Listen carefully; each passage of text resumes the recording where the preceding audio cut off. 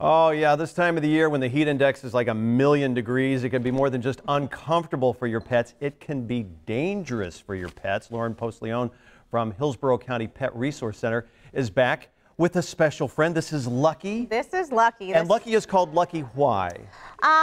You know, a lot of our staff like to name pets, and Lucky was a lucky guy. He's 11 years old and was found actually over by the casino. He was. So I have a feeling that is where Lucky's name came from. Well, no, wait, he doesn't have any type of gambling addiction or anything. Not that I'm aware of, no. He does love treats, though. You know that he's addicted to snacks. Yes. Aren't we all? Yes, unfortunately. But now you were actually able, he had a tag on. He had a collar, but no tag, which is unfortunate because that's why we push tagging your animals, microchipping your pets. That way, if they do get lost and we find them, we can always get them back home. Well, now, how did you guys know that he was 11 years old? Our vets actually looked at his teeth.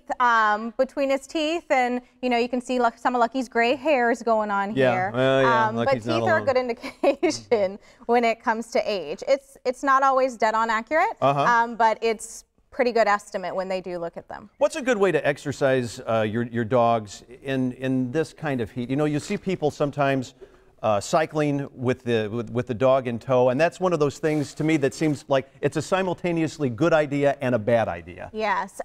Right now, being that the weather is so hot, the best time if you're going to exercise your pet is early in the morning or late in the evening.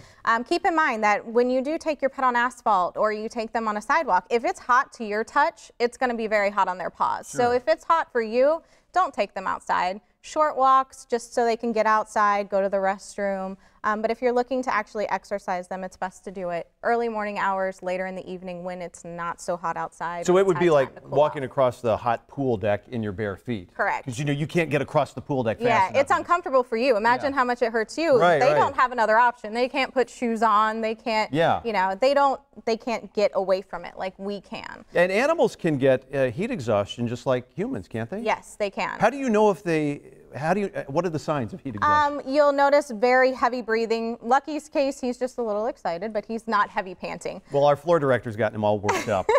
But you'll notice heavy panting. They won't want to walk sometimes anymore. The best thing to do would be to get them in a shaded area and call your veterinarian. That way they can walk you through the steps to deal with that. It might be something that's, you know, an easy fix where they just give you some basic steps, but it could be something more severe. Would there be medicine that they would take if it was really not severe? Necessarily. It's more on how to cool them off the proper way. You don't want to cool them off too quickly. It could cause more damage. Yeah. So that way you always want to make sure you call your veterinarian. You never want to leave your pet in a vehicle, especially here in Florida. It is very hot. It's easy for them to get overheated quickly. Hey, you've got an event coming up, a big adoption event. Yes. And there's DNA involved in this. So much technology with pets now. Tell us about that. There is.